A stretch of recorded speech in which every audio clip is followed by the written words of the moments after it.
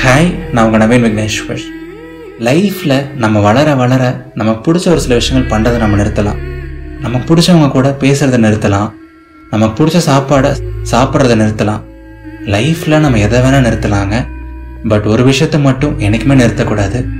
அதுதான் ஜென்யூனாக ஸ்மைல் பண்ணுறது, முழு மனசாக சிரிக்கிறது. எப்பவும் போல் நீங்கள் கேட்கலாம், ஏன் நவீன் அப்படி சொல்கிற, ஏன் நம்ம சிரிக்கிறத நிறுத்தவே கூடாதுன்னு நீ சொல்கிற அப்படின்னு சொல்லிட்டு நீங்கள் கேட்கலாம். பட் இந்த டைம் நான் திரும்பி உங்ககிட்ட இன்னொரு கொஷின் கேட்குறேன். நீங்கள் லைஃப்பில் எப்போ சிரிக்கிறத நிறுத்துவீங்க? யோசிச்சு பாருங்களேன். ஏதாவது ஒரு ப்ராப்ளம் வரும்போதோ, ஏதாவது ஒரு விஷயத்தை நினச்சி ஃபீல் பண்ணிட்டு இருக்கும்போதோ, ஏதாவது ஒரு பேட் டே இருக்கும்போது நம்ம சிரிக்கிறத நிறுத்திடுவோம். ஒரு மாதிரி உம்முன்னு டல்லாக இருப்போம், கரெக்டுங்களா? ஸோ இந்த மாதிரி சோகமாக இருக்கும்போதோ இல்லை ஓவர் திங்க் பண்ணும்போதோ நம்ம சிரிக்கிறத நிறுத்திட்டோம் அப்படிங்கன்னா நம்மளோட சோகத்துக்கோ நம்மளோட கஷ்டத்துக்கோ இன்னும் கொஞ்சம் இடம் கொடுத்த மாதிரி ஆகிடும். அந்த கஷ்டத்துக்கு நம்ம லைஃப்பில் இன்னும் கொஞ்சம் ஸ்பேஸ் கொடுத்த மாதிரி ஆகிடும். ஆல்ரெடி அது ஒரு சின்ன கஷ்டத்தில் இருக்கும், அதனால் கொஞ்சம் சோகமாக இருக்கும். பட் இப்போ நம்ம சிரிக்கிறத நிறுத்திட்டோன்னு வைங்களேன், அந்த சோகம் நமக்கு இன்னும் கொஞ்சம் அதிகமாக தான் தெரிய ஆரம்பிக்கும். அந்த கஷ்டம் நமக்கு இன்னும் பெருசாக தான் தெரிய ஆரம்பிக்கும். பட் அதே கஷ்டம் நமக்கு இனிஷியலாக வரும்போதே நம்ம ஒரு ஸ்மைலோடு இருந்தோம், நம்ம கொஞ்சம் கேஷுவலாக ஜாலியாக இருந்தோம் அப்படிங்கன்னா அந்த கஷ்டம் அவ்வளோ ஈஸியாக நம்மக்கிட்ட நெருங்காது. நம்மக்கிட்ட நெருங்கினாலும் நம்மக்கிட்ட ஒட்டாது. ஏன்னா நம்ம ஆல்ரெடி ஒரு ஸ்மைலிங்கான ஒரு ஃபேஸோட பாசிட்டிவாக தான் இருக்கும். புரியுதுங்களா? ஸோ அடுத்த பாயிண்ட், எப்படியோ அந்த பிரச்சனை நம்மக்கிட்ட ஒட்டிக்கிச்சு, எப்படியோ ஒரு சின்ன ப்ராப்ளம் கூட நம்ம உள்ளே போயிட்டோம். ஆல்ரெடி நம்ம ரொம்ப ஓவர் திங்க் பண்ண ஆரம்பிச்சிட்டோம். ஸோ நம்ம இப்போ என்ன பண்ணணும்? இப்போ கூட ஸ்மைல் பண்ணுறதை நிறுத்தக்கூடாது. எப்போவுமே ஸ்மைல் பண்ணுறதை நிறுத்தக்கூடாது. நமக்கு ஏதாவது ஒரு பெரிய ப்ராப்ளம் இருக்கலாம், ஏதாவது ஒரு சின்ன கஷ்டம் இருக்கலாம், ஏதாவது ஒரு விஷயம் நம்ம மைண்டுக்குள்ளே ஓடிட்டே இருக்கலாம்.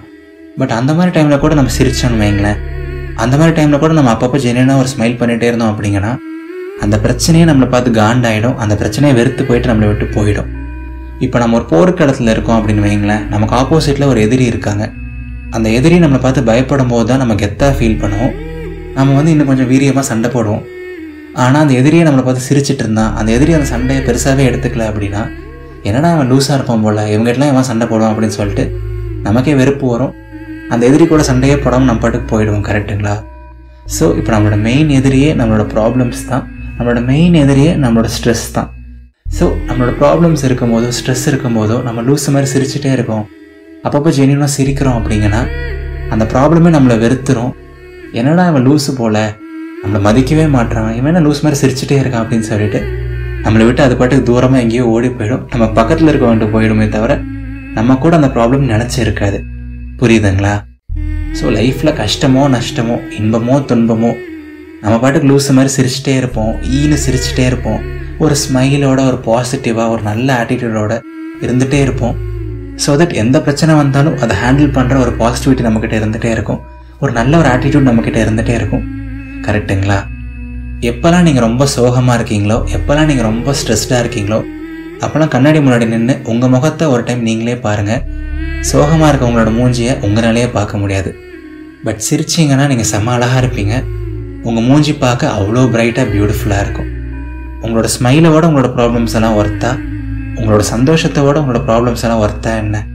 உங்களுக்கு நீங்களே ஒரு கேள்வி கேட்டு பாருங்களேன். ஸோ லைஃப்பில் எந்த சுச்சுவேஷனாக இருந்தாலும் சரி, என்ன ப்ராப்ளமாக இருந்தாலும் சரி, எப்போவுமே ஈன்னு இருங்க, ஒரு இளிச்சவாய மாதிரி இருங்க.